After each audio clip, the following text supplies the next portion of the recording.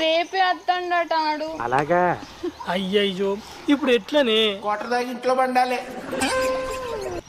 ఎట్లేంది లేచిపోదాంపా. లేచిపోదామా? మరి మనకు రెక్కలేవు కదా. పిచ్చోళ్ళ గురించి వెంటనే కానీ లైవ్ లో ఇదే చూడటం. జోకులు చేసినాం అనుకో పళ్ళు ఇరగొడతా. అబ్బో అద్దే మళ్ళా రావు. పా మరి లేచిపోదాం. ఇప్పుడా?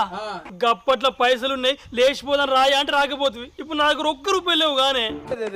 పెద్ద సమస్య వచ్చి పడిందే. మరే గవన్ తెలియదు నన్ను ఇప్పుడు లేపుకపోయింది కావాలి గంతే. నీ అవ్వ జేబుల పైసలు లేనిది ఎట్లను బతుకుతాం, ఎక్కడికి పోయి బతుకుతామే? నా దగ్గర నేను దాచుకున్న పైసలు ఉన్నాయి, నేను తెత్తా. ఎంతనే? ₹540 ఉన్నాయి. అబ్బా గనిగనం పైసలు తెస్తావానే?